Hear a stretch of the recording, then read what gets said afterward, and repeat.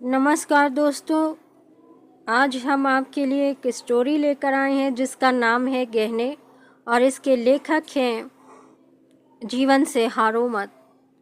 और ये स्टोरी एक मध्यम वर्गीय परिवार की है जो कि एक पति पत्नी का बलिदान और बच्चों के भविष्य को लेकर चिंतित है और इसलिए इस स्टोरी का नाम गहने है। हर माँ बाप का अपना सपना होता है कि वह उनके बच्चे उनसे भी आगे बढ़ें, लेकिन जब सपनों के बीच में पैसों की दीवार आती है और जब मध्यम वर्गीय परिवार आ जाता है तब समझ नहीं आता कि बच्चे किस तरह से आगे बढ़ें।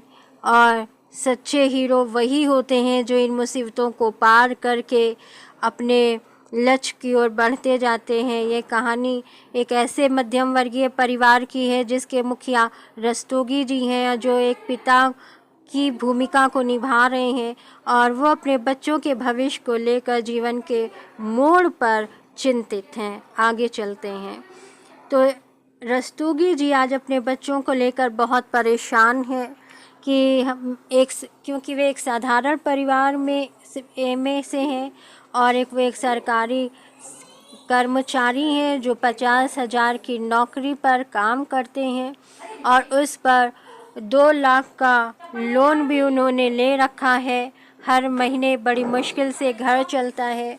माँ की दवाई के लिए, इलाज के लिए 2 लाख रुपए का उन्होंने लोन ले रखा था जो कि हर महीने जिसका EMI भरना पड़ता है। फिर बच्चों की पढ़ाई लिखाई और टैक्स वगैरह देना और बहुत से अनज़रूरी काम, बड़ी मुश्किल से उनका घर चल पाता है, बच्चों की फ़ीस, घर का खर्चा। लेकिन आज वह बेचैन है क्योंकि उनके समझ में नहीं आ रहा है कि बेटे और बेटी का कॉलेज में एडमिशन करवाना है।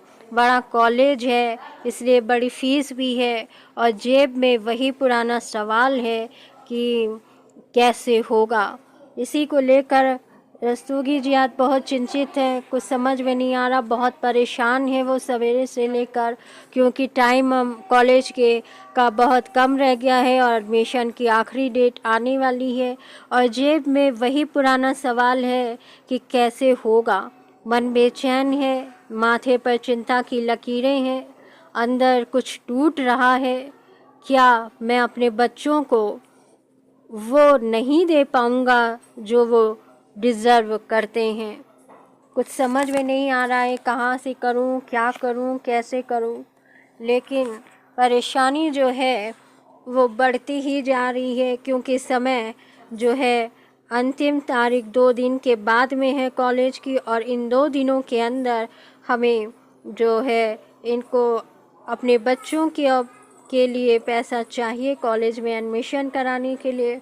लेकिन ये समझ नहीं पा रहे कि क्या करें।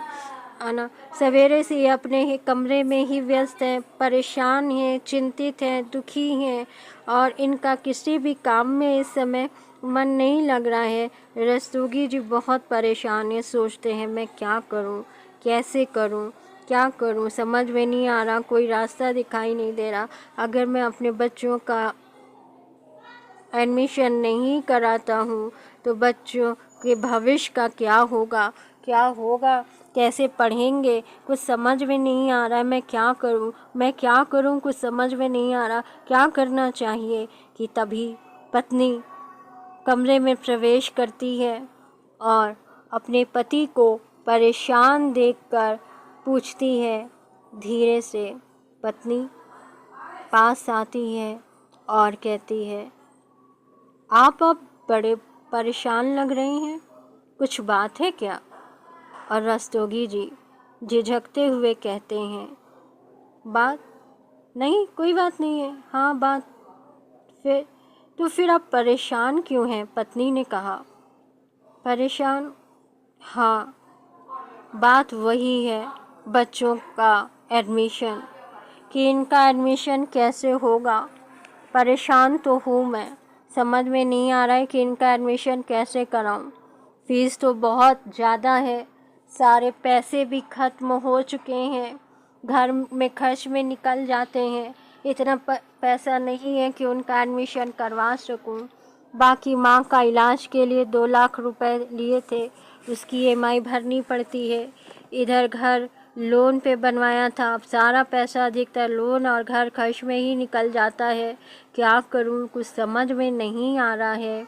पत्नी थोड़ी देर चुप रहती है, फिर मुस्कुरा कर कहती है कि परेशान ना होइए आप, कोई ना कोई रास्ता निकल ही आएगा, टेंशन छोड़िए।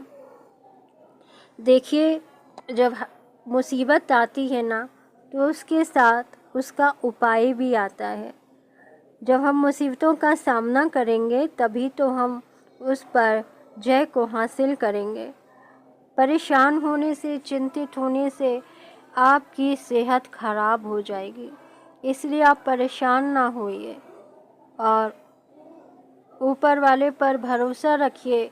वो हमारे लिए कोई ना कोई रास्ता ज़रूर निकाल देगा। यही कहकर पत्नी चली जाती है और बढ़िया सी चाय बनाकर वो अपने पति के लिए लेकर आती है।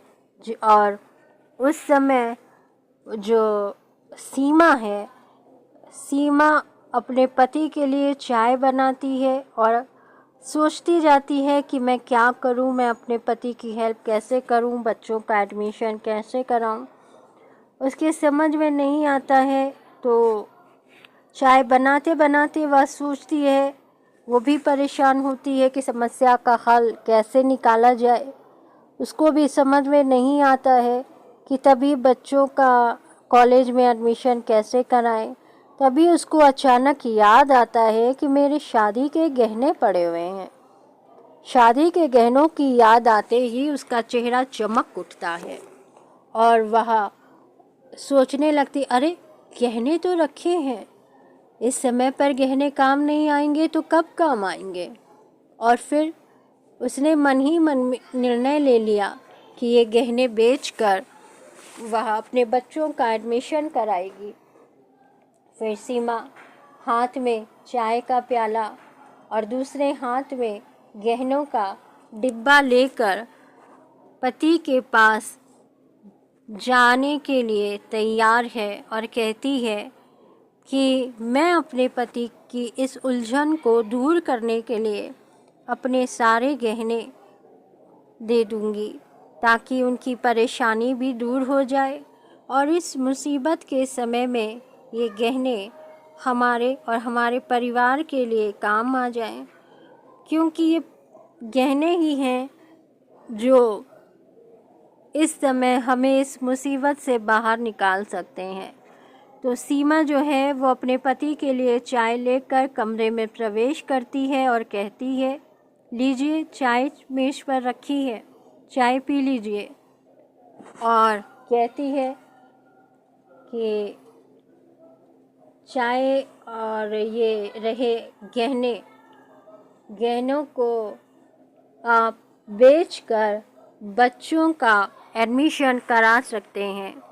रस्तोगी जी चौंक जाते हैं और कहते हैं, अरे नहीं, ये नहीं हो सकता, मैंने कभी तुम्हें कुछ दिया नहीं, अब तुम्हारे गहने भी। कहते कहते रुक से गए। पत्नी की आवाज़ में सुकून था।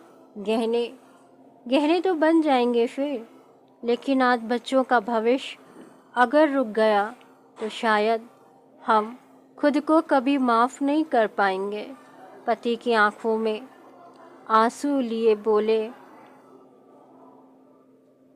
सीमा तुम हमेशा से समझदार रही हो, लेकिन मैं खुद को कमज़ोर महसूस कर रहा हूँ।